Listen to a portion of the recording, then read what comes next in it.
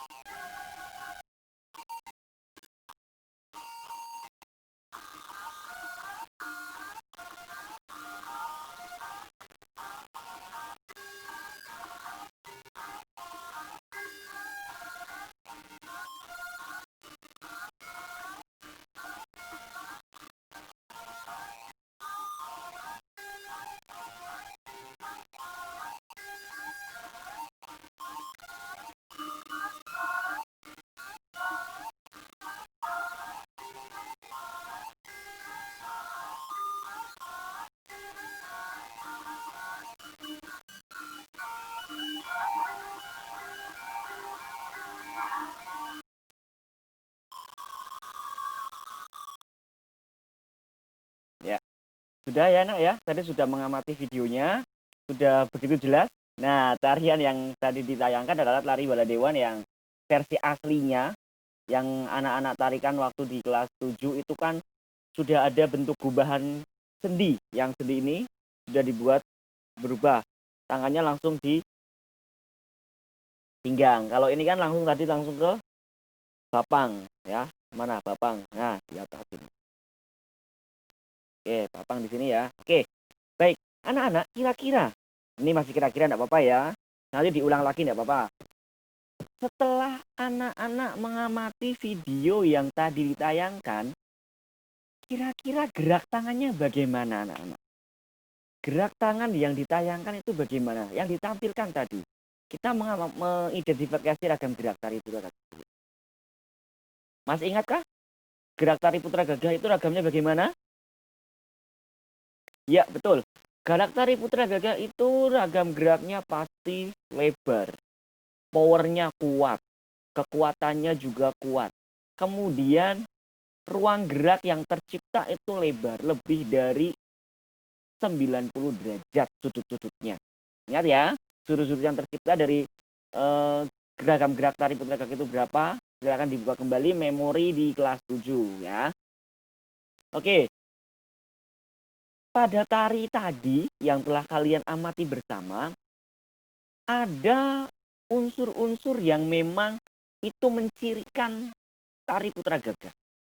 Yang pertama, pembawaan itu terlihat gagah. Tidak kemayu, tidak mentel, ya, tidak kalem, tapi cenderung lebih ke powernya itu kuat. Itu salah satu contoh dari ragam gerak tari putra gagah. Ya, ciri khasnya itu. Kalau rias wajahnya, ya, tadi anak-anak bisa melihat itu blush on-nya ini merah, merah sekali, wajahnya merah, brengos, kumisnya baplang, lebar begitu ya. Itu juga menandakan bahwa sosoknya itu kuat. Nah, sosok yang ditokohkan, yang ditarikan itu tokoh yang kuat. Prabu Baladewa. Nah, itu juga menandakan bahwa sifat-sifat yang dimiliki beliau, Prabu Baladewa itu adalah sosok yang gagah. Oke. Nah, kita coba menganalisis lagi di videonya ya, Nak ya.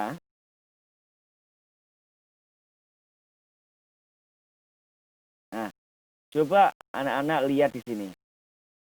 Nah, pada gerak ini anak. Nah, pada ragam gerak selut bapang. Ini selut bapang ya. Kalau kita kembali sendi dan transisi ya sama aja sebenarnya. Ragam geraknya ini anak-anak, ini sudah lebar. Ruang yang tercipta lebar. Ini juga lebar. Ini juga ada sudut yang lebar. Ya. Kemudian ini lagi anak-anak. Lagi sebentar. Nah,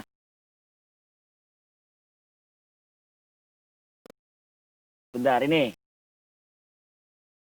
Nah, ini juga lebar. Tanjaknya juga tanjak putra gagah. Bukan putra alus. Nanti kita di akhir pembelajaran akan membedakan mana yang gerak tari putra alus, putra gagah, dan putri. Kemudian ini. Bapang jeglongnya.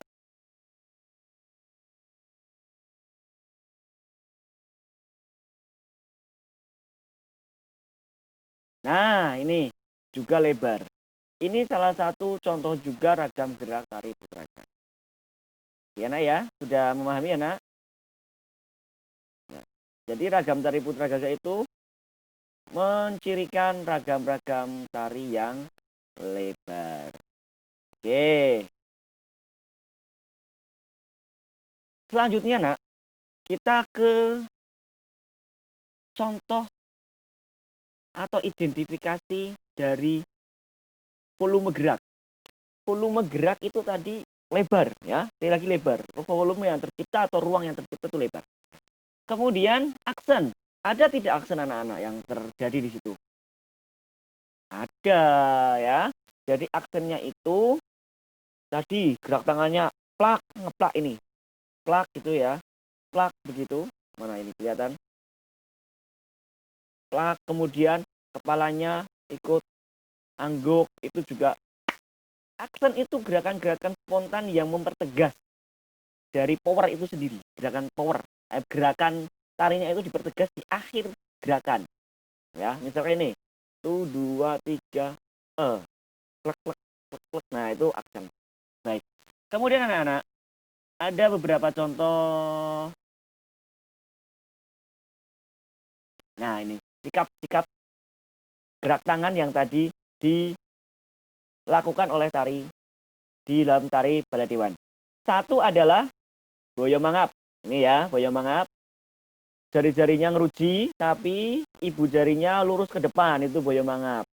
Berbeda dengan ngeruji atau ngerayung. Kalau tadi boyo mangap itu ibu jarinya itu lurus, ya, ibu jarinya lurus ke depan. Maka pada saat ngerayung, ibu jarinya menempel di telapak tangan. Oke, ini pergelangan tetap siku-siku ya, sama siku-siku. Ini boyo mangap. Kemudian ada lagi nyekiting. Nyekiting itu ibu jari ketemu jari tengah membentuk lingkaran. Kemudian jari telunjuk, jari manis, dan jari kelingking itu menyeimbangkan gerakan seperti ini. Nah, ini nyekiting atau ngiting ya. Ini nyekiting atau ngiting. Ini tetap siku-siku. Oke, selanjutnya adalah nyempurit. Nyempurit dari gerak nyekiting tinggal dari telunjuknya ditemukan dengan ibu jari. Nah, tapi ketemunya di tengah-tengah jari tengah. Nah, jari yang lain menyesuaikan. Tuh, anak-anak. Oke ya. Nah, ini juga salah satu contoh ragam tari putra gagah. Kalau tadi agak kurang jelas, ya. Ini ruang yang tercipta lebar. Kemudian ini juga lebar, ini lebar, lebar. Oke, ini contoh tari putra gagah. Ini tari jemparing namanya. Tari jemparingan. Ini namanya jemparing. Oke, selanjutnya ini tari putri. Ya, ruang geraknya sempit. Bandingkan anak-anak. Kalau tadi sudut yang tercipta ini lebar, tumpul. Sudut tumpul. Ini juga sudut tumpul. Tumpul. Tapi tatkala di tari putri, maka akan menjadi sudut lancip. Ruang geraknya kecil, sempit, ya. Oke. Setelah itu ini tari putra alus. Nah, putra alus adalah ragam geraknya lebih lebar dari putri, tapi lebih sempit dari putra. Lebih sempit dari putra, tari putra gagah, tapi lebih lebar dari tari putri. Coba kita lihat. Nah, ini pada saat jengkeng. Kemudian pada saat mendak atau ini dadap anrogo ya, dadap impuran. Ini. Kemudian pada saat nayung, ongklak, bambangan, ombak banyu. Nah, ini. Sudut-sudutnya tidak begitu lebar. Tatkala tadi pada saat gerak tari putri, maka tanjaknya ini seperti ini, mingkup. Ya. Ini antara lutut kanan dan lutut kiri itu tidak terlalu jauh. Nah, ya, tapi kalau tanjaknya ini sudah agak lumayan lebar dan ini terangkat karena ombak banyu. Dan tetap anorogo ini sama-sama tapi lebar, ya. Kemudian dilihat lagi di perbedaan dengan tari putra gagah. Sama-sama tanjak ini. Beda lagi, lebar sekali. Mayungi, ya, ini lurus, ini minimal lurus. Ini namanya mayungi. Gerak tangan, kepalan tangan, mayungi. Jelas ya, Nak ya, sampai di sini di perbedaan tari putra halus dan putra gagah serta tari putri. Oke. Kemudian kostum tarinya anak-anak.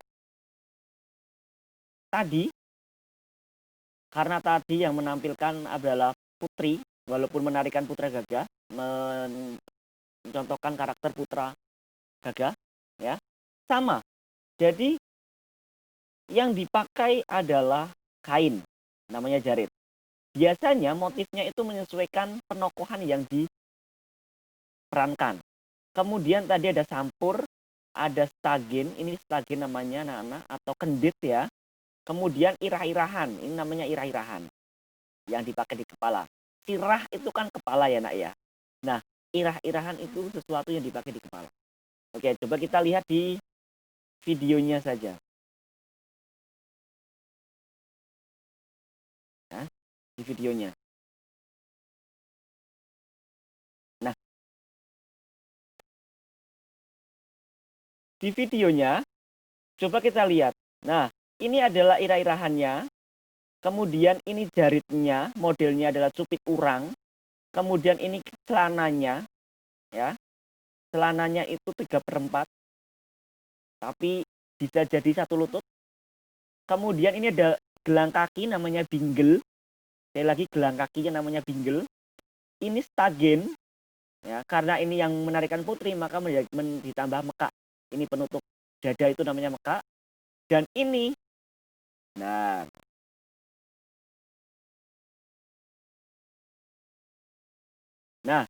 yang menjadi kalung ini namanya kalung KC. Sedangkan ini jelas campur ya atau selendang. Kemudian yang menggantung di paha kanan dan paha kiri anak-anak. Perhatikan. Anak-anak pasti melihat ini ada yang menggantung ya. Di kanan dan kiri. Ini namanya boro dan samir. Ya. Sedangkan ini, nah, yang menggantung di tengah, di depan cupit urangnya, model cupit urang ini adalah namanya betul uncal atau uncal. Ya, uncal. UNCAL, uncal. Ya. Oke. Kemudian yang menempel di telinga, ini namanya sumping. Nah, ini. Ya, telinganya kan lebar ya, Nak ya. Ini namanya sumping. Ini irah-irahannya. Ya, jamang. Jamang baladewan. Tapi biasanya baladewan menggunakan jamang yang tinggi dengan probo tambahannya. Jangan lupa ini juga ada sabuk anak-anak, namanya sabuk ini. Sabuk kan kalian juga tahu ini. Nah, untuk motifnya ini jaritnya menggunakan motif Banyumasan. Kemudian celananya itu namanya celana cinde model 3/4. Ya, karena dari baladewan itu dari Banyumasan. Nah, ini anak-anak. Ini gelang kaki yang digunakan itu adalah namanya bingle. Nah, bukan emas ya. Kalau dulu mungkin emas ya waktu awal penciptaan tarinya, tapi ini plasmen dengan plasmen ini namanya bingle. Kalau gelang tangan namanya tetap gelang, tapi kalau gelang kaki namanya adalah bingle. Oke. Sampai di situ anak-anak. Sudah jelas ya, Nak ya. Nah ini Nak, yang jelas tadi nih. Yang di kanan dan kiri. Ini namanya borun, di sini ada samir. Ya. Tapi dicari tadi. Kalau ini hanya ada borunnya saja, samirnya tidak ada. Ini sabuk. Propertinya kalau ini tari jemparing karena menggunakan jemparingan. Jemparingan nama tariannya, tarinya. Kemudian properti yang digunakan adalah jemparing. Baik, anak-anak itu yang dapat Pak Adi sampaikan pada pertemuan kali ini. Apabila ada yang telat membuka, silakan bisa mengulang dari awal. Jangan lupa di subscribe ya. Kemudian presensinya nanti Pak Adi ambil dari yang mengerjakan tugas. Ya, jadi presensinya dari yang mengerjakan tugas. Tetapi anak-anak tidak akan bisa mengerjakan tugas apabila tidak melihat video dari awal sampai akhir. Oke, sekali lagi, anak-anak tidak akan bisa mengerjakan tugas yang nanti Pak Adi kirim melalui Google Form apabila anak-anak belum memperhatikan tayangan pada pagi hari ini. Itu saja anak-anak. Selamat belajar, selamat beribadah dari rumah, selamat menjaga protokol kesehatan. Insya Allah ini kabar baik anak-anak. Semakin kesini perkembangan COVID di Kota Semarang sudah semakin menurun dan insya Allah segera mungkin akan bisa bertatap muka seperti sedia kala. Anak-anak selamat melanjutkan aktivitas. Jangan lupa nanti dilanjutkan mengerjakan tugas mandiri. Dan cukup sekian pembelajaran seni budaya di pertemuan ke-8 ini. Tetap semangat. Jangan lupa mengerjakan tugas tepat waktu. Karena itu adalah cerminan pelajar hebat Kota Semarang. Terima kasih. Assalamualaikum warahmatullahi wabarakatuh.